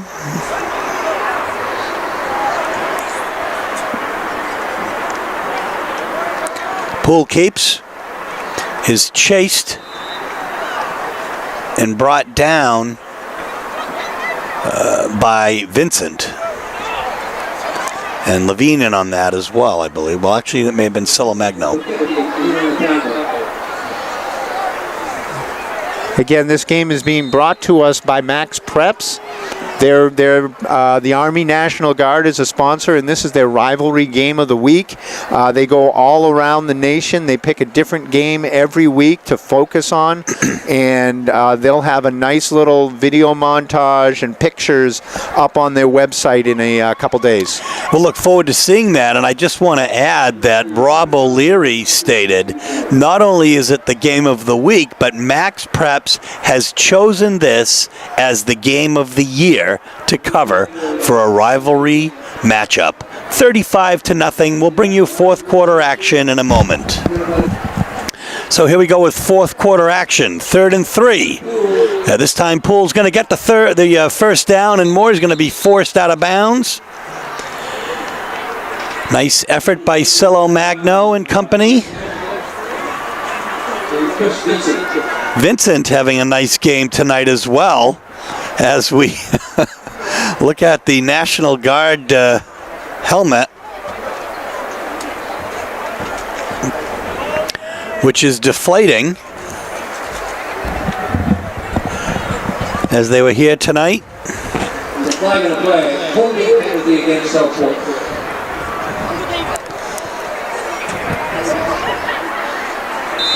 And that is from where the dogs came tonight. Yeah, it's nice to see all the servicemen and women here interacting with the players, interacting with the fans on both sides of the field. It's an honor for both of these clubs to just be part of this and be part of this atmosphere, especially during a rivalry game like this. Well said. 3rd and 14. Ball on the 19. Now, too far. But, you know, you see some flashes of brilliance from him, and his ability to decoy and, you know, shuck and jive or whatever he's doing is, you know, if he could get a little more accuracy or find somebody open, he's a very fine player. He absolutely is. That was the pressure. The problem he's having is the pressure is just too great for him to sit there and set his feet and throw accurately. You can see he has a big time arm. He had one in the end zone at the beginning of the game. That might have been tipped by Koa Farnsworth. It's going to roll out of bounds at about the 44-yard line, where the Dogs will take over 1st and 10.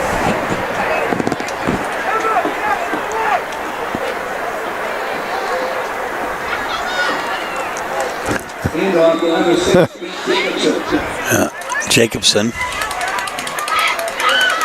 Nice carry. Yeah, Hunter May's their big lineman there was able to hold on there after a 3-yard gain. It'll be 2nd and 7. Here comes the jumbo package, Steve. Grant Jacobson is going to line up as quarterback. You're going to have Nate Capongo, Ben Levine, and right now I'm trying to figure out who their third lineman is going to be in the backfield. They've got Koa back there. So this is about 1,000-pound backfield right now. Oh, my God. Oh, it's a fumble, but Jacobson gets a hold of it. And he doesn't want to go down, but unfortunately that doesn't work as big number 77 Colby Weinman. Yeah, they tried the trick play. They tried the trick play. Levine was going to be the running back, and you had Koa and Capongo as fullbacks with Jacobson as quarterback, and it just didn't go well. Well, folks, it's going to be a timeout, Portland, and we'll take one too. 35-0 is the score. Dogs in front in the Battle of the Bridge. So the Dogs going to try it again. Jacobson up the middle to Koa Farnsworth. Yeah, Koa took the handoff. It came across this side. Chris Vincent now lining up as tight end is throwing his arms up like he's wide open as a decoy. Ben Levine runs in a random direction just to try to pull defense away. And you get Koa up there. A senior finally touching the ball. It's nice to get his name called on the offense this time. And he got a couple-yard carry. So 4th and 12. They're going to pass. Vincent. Jacobson to Vincent. Oh, my goodness.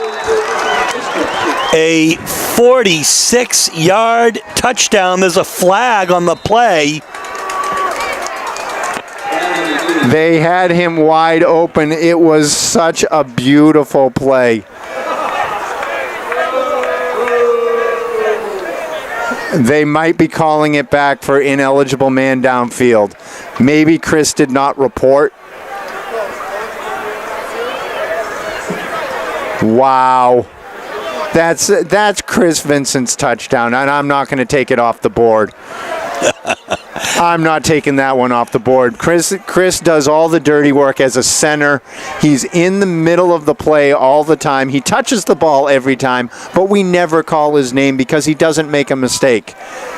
And now they're going to take that off the board for him. I'm calling it a touchdown for Chris Vincent. Again, the Dogs show themselves to be very entertaining. And a little surprise play there. Just didn't work out. Yeah, and you could see the team, after he caught that, they were flying down the field to celebrate with him.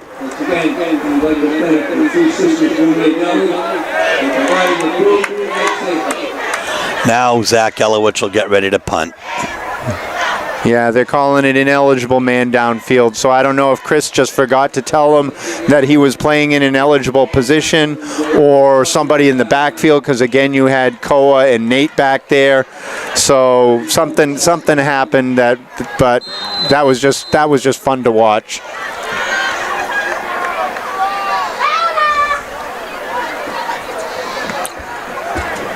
Good A punt. monster punt. Which it's going to take a bounce all the way down to the 1 yard line, and a great special teams effort by Portland. And we're just going to see that was down by Ben Stasium. Yep. Yep. 1st and 10 for the Riots. Watch out. Okay, that's a nice run by Lucas Desjardins to get out of trouble.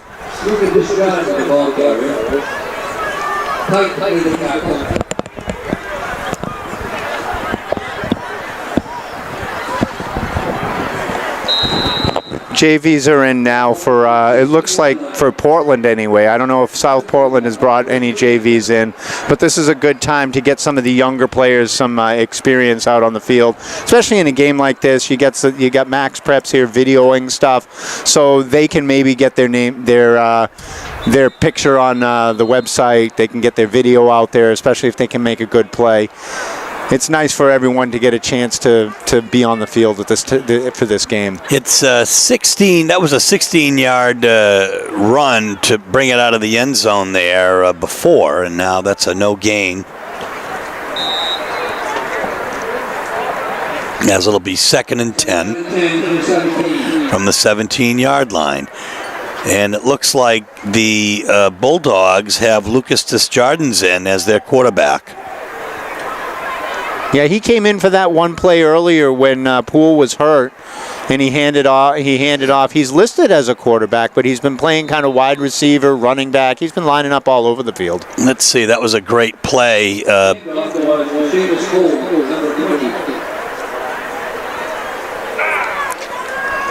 I think. Well, who's number 42 for the Dogs if it isn't Ben Levine? I'm not sure. I'm not sure who he had to chase. Yeah, because Ben had to give up his 42 to play the line because that 42 is an eligible number. So I'm not sure who he took it from. Maybe it's Giovanni Mungi, who Ben stole the 54 from, or the 54 from. He didn't steal it. He just borrowed it. A little high there. Again, with the pressure, though, the quarterbacks look like they have the arm. They're just not having enough time with the pressure, Steve. That's right. That was intended for Tyler Small, and it's going to be. Let's see, 4th down and 12, and back to receive will be Aiden DeMillo for the Bulldogs.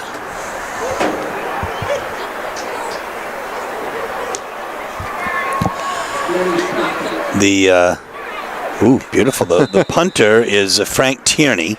That was an interesting play. I haven't seen that before. Bulldogs were coming back. It was a short punt.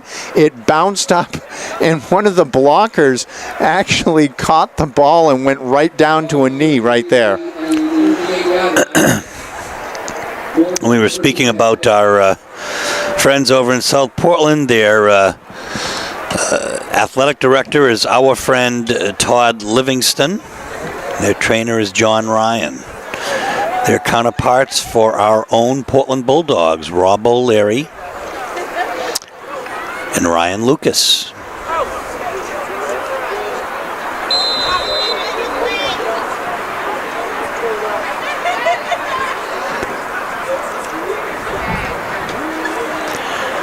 So 3.5 minutes left in this contest as the clock ticks down and the Dogs are in command here. Yeah, we're back into running time, and the Dogs are trying to line up here on offense. Again, this is the JV squad, so they're just trying to figure out where everyone belongs, get different guys out there, get different guys in the formation, and figure out where they're going. So we got Aiden DeMillo under center. Oh my goodness, a nice... That was a nice little stutter step up the middle.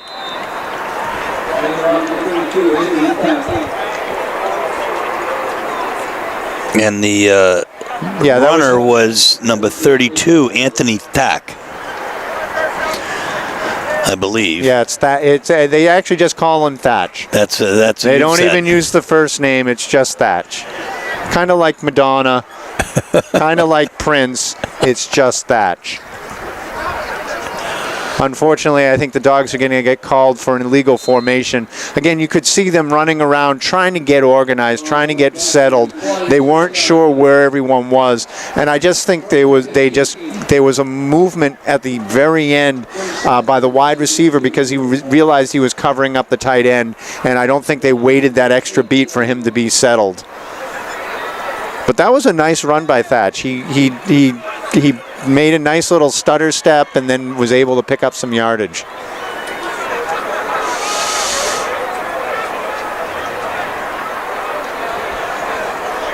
First and 15, ball on 43. It's a keeper. Whew. Well, flag goes up, and you have to wonder if there's not going to be a holding play here on the Dogs. You tend to reach a little bit if you're out of position. Again, it looks like motion. It looks like South Portland has a mixture of varsity and JV players in there, and Portland is all JV right now. So they got some young freshmen out there playing against some juniors, and the juniors are just faster and bigger, and you tend to sometimes reach a little bit.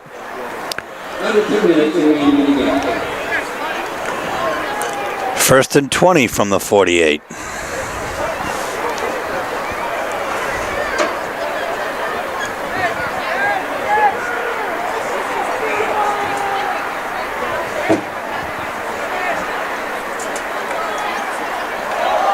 Fumble.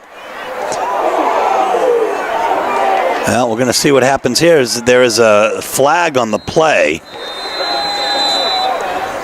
Yeah, Hunter Myers just got blown up from behind, and they're going to call a 15-yard penalty on that, and that's a legit penalty. The ball was fumbled in the backfield, and now you got people running every which way, and he went down hard.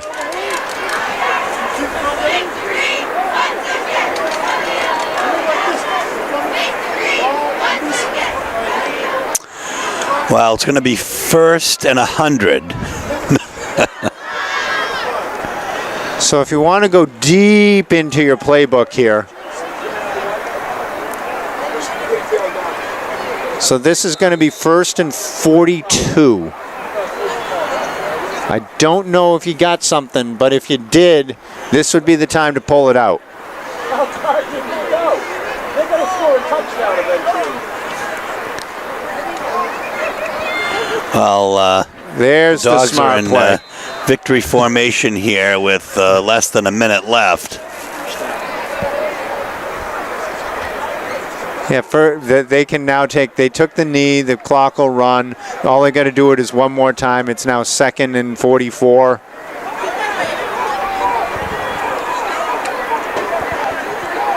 They're actually bringing... Nope, they're going to go back into victory formation.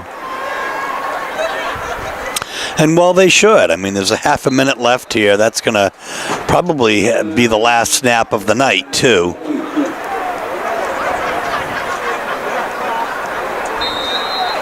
So they're going to, as they line up for the to shake hands here, it looks like Max Preps did bring a trophy for this game that they might be presenting. The Army National Guard will be doing that presentation in just a minute, Steve.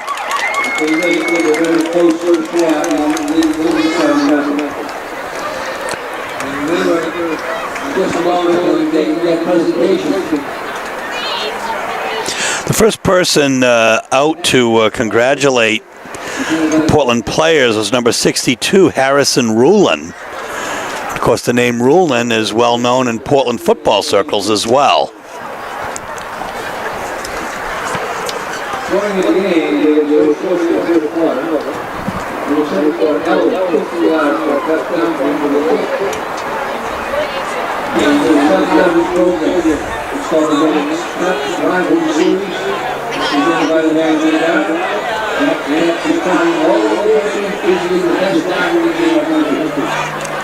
photographers and videographers here on site to capture the whole game experience. All these photos will be able to download for free on Monday at maxprep.com/rivalry. And after the game becomes delivered today, the next week team, the special trial returning to the net from the Army National Guard. So the Max Prep National Rivalry Game of the Year award will go to Portland High School as the presentation is being made at the 40-yard line right now. Players lined up along with Coach Hartman, who will accept it on behalf of the team. Athletic Director Rob O'Leary.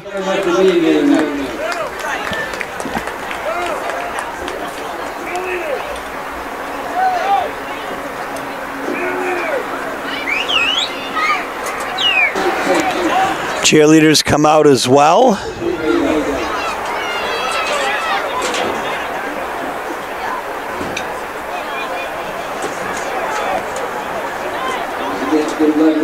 Congratulations, Steve Schwartz, and winning the Candy Award. So a resounding 35-0 win in the 103rd Battle of the Bridge. You know, it almost goes without mention since we said so many superlatives throughout the game, but I'm going to just give a shout out here to Ben Levine and the others on the defense tonight. What a game they had. They had a fantastic game. They really stiffened in the red zone when they had to, but they were all over the field. They were making plays. They were tackles for loss, tackle for 1-yard gain, and that defense just wouldn't let the Riots offense do anything. In fact, Anthony Poole, their star quarterback, was held to under, I think, 80 total yards when you take some of the losses in the second half. The superlatives on the offense for the Bulldogs, far and away tonight, Zach Elowich, 191 yards unofficially, 3 touchdowns. We had Ben Stasium with a 55-yard punt return touchdown and a 26-yard pass touchdown. Just really a tremendous effort tonight. Sam Nope had a 50 yards in passing tonight. So there you go, folks. The Dogs close it out. They're 7-1, and we're going to be in the playoffs. Absolutely. This is Steve Schwartz along with Dave Levine for John Coyne and Luke Hill on camera, Dave Elowich on statistics for WPPS TV3 Sports, saying so long from Fitzpatrick Stadium, where the Bulldogs are victorious once again.